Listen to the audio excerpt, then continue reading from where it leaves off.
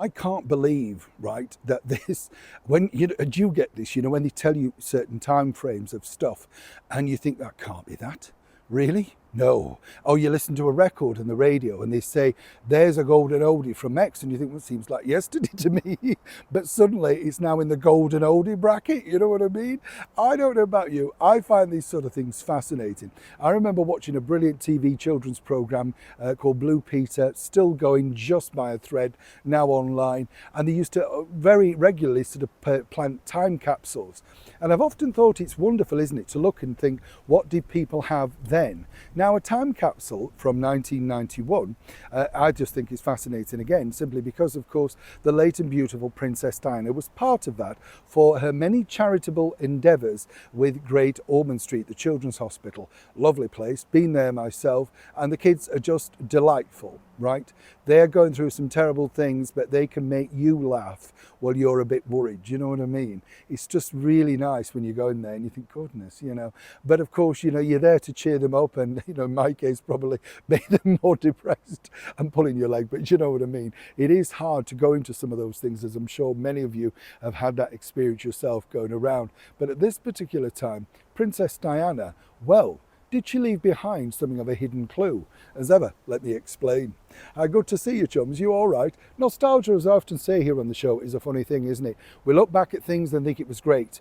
But what you have to remember is, could you now survive, for instance, without, say, an escalator at your favourite store? Could you now survive maybe without the internet? Do you miss that? Do you like having all this digital technology? Or would you prefer to go back to the old days where it was just your purse, your change, and your interaction with your shop assistant? I think we're on the same page, right? Absolutely. When I remember this particular story with the late and beautiful Princess Diana, even at that point I remember thinking, that'll be interesting when they open it, all those years later. And all those years later, you remember them burying it. That's the worst bit, right?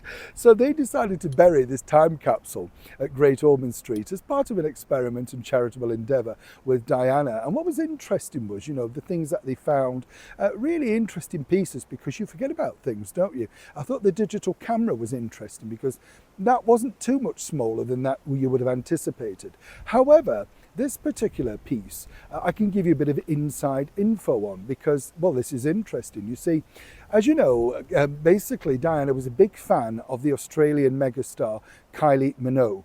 And Kylie at the time, was, well, and still remains, a brilliant performer, very much a showgirl, loved by many, great dance pop records. And at this particular point had just sort of more or less finished her third album, Rhythm of Love. And this was at the time where it was slightly controversial because she was dating Michael Hutchence and, doing different things, growing up basically. She'd started out at 18 and now was about 21 and growing up a little bit, like it happens to all of us, right? But there was a poignant sign in that particular idea to include that album, you see. And this is where it's just confusing, and you see how the media control things even back then, because Diana, as I said, was a big Kylie fan, but in particular like this track, and it was called What Do I Have to Do?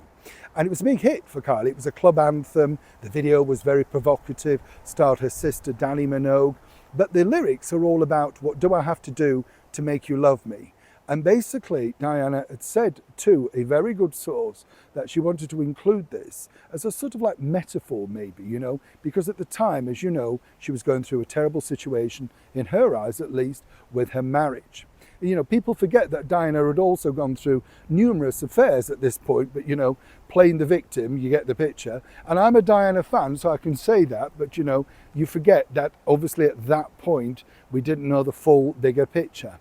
And it's interesting because even after all these years later, not many people have picked up on that. And the fact that, she said, I'd like to include this album. This would be quite good. And this track is one that really means a lot to me. If you listen to the lyrics of What Do I Have to Do by Kylie Minogue, you'll understand exactly the mindset of Princess Diana at that moment in time. And as I often said, if you need to know what people thought about things, it literally, sometimes, take two. And if you need to know, of course, exactly how people felt about things, well, it's there, isn't it? Mostly in music, if not in written thought. But music gives away so much. And apparently this song meant so much to the late and beautiful Princess of Wales. Neil Shaw in Kensington, London.